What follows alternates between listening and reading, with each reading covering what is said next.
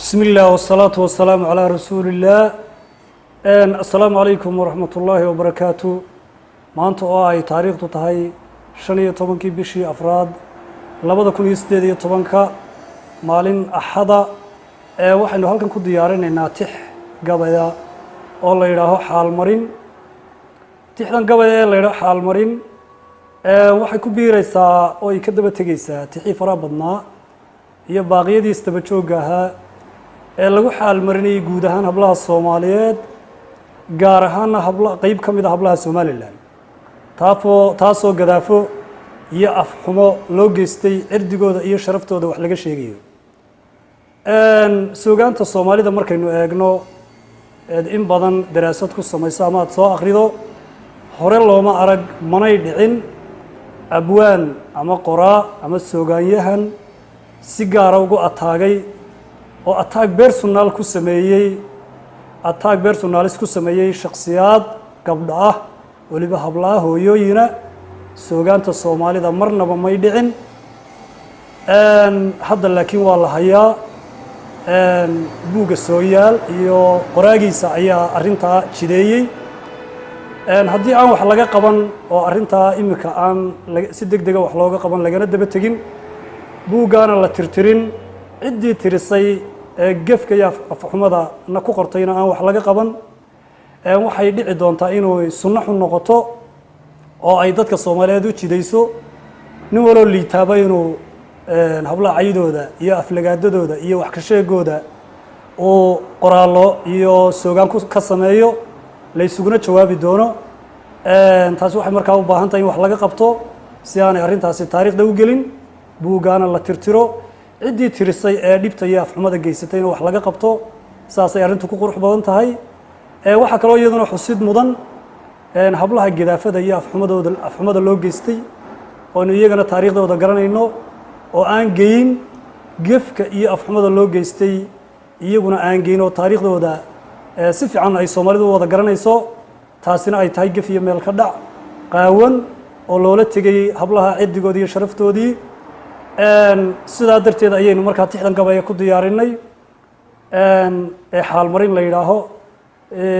xaalmarin tixdani ma noqonayso tix hablaha xaalmarin u noqoto oo ku filaata iyo tixo badan oo kale toona kuma filaan doonaan laakiin ficil iyo qowl bay la isugu tago arrinkaas wax laga qabtaa ayay noqon doontaa tixdanna tixahaas un bay ka mid noqonaysaa laakiin kuma filla hablaha cirdigooda iyo sharaftooda lagu xadgudbay kuma filla tixdii xaalmarinna waa sidan diiwaanka hodanka markaad hore u sii eegto ama hadal abwaan wuxuu ka yidhi haad walba u raacdo ama aad hidaa dhaqanka yaal haad kasta u eegto ama aad higaadiyo akhrido sawdkii horu yaallay ama aad sirtiyo raadiso hoyga sumadeenna ama hadal abwaan wuxuu ka yidhi haad kasta u eegto ama aad hareeraha bulshada hayb walba u doonto sow waxaan hablaha ciidagale cidi helayn maaha sow waxaan hablaha ciidagale cidi helayn maaha sow waxaan halyeygay dhaleen hayb la gelin maaha sowtan hablaha ciidagale haaban kari weynay sowtan hantida goysa iyo haalufka u weynay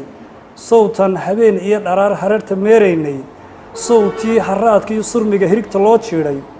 sowtii hayaankii degaba loo hinqaday maaha sowtii hablaha ciidagale laysku wada haystay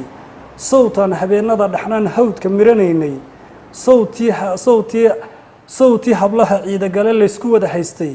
sowtii hablaha ciidagale haybta lagu doonay sowtii dhurwa haadhuflii halaqa loo jiidhay sowtii col heensaysanayoo hulucu noo qaatay sowtii hubkii laysku wadiyey hadowgu noo leefay hibo male ninkii hooyadii hilib xun saaraaye hagaaf liita weeyaan ninkii cay hablood galaye habaarqabe ninkii aan ahayn iyo hori laga quustay miyuu hilinka maansoba ku duri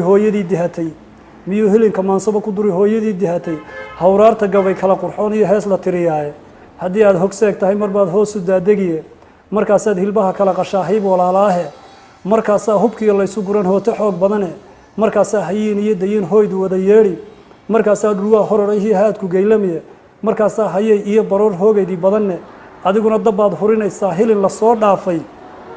haybad male ninkaan kala aqoon ha ka hiyo daale hadalluu hawada soo marshaa hadaf la-aaneede markaasuu hurdada kaa kacshaa hoygii nabadeede hambal yahow dabkaa naga baqtay adaa horiye noolayse hambal yahow dabkaa naga baktiya adaa huriye noolayse taariikh ma haysida malaa waad hawaawidaye ama haatuf baa ku warramay iyo bala ku haysaysay ama haatuf baa ku warramay iyo bala ku haysaysay. asalaamu calaykum waraxmat ullaahi wabarakaatu.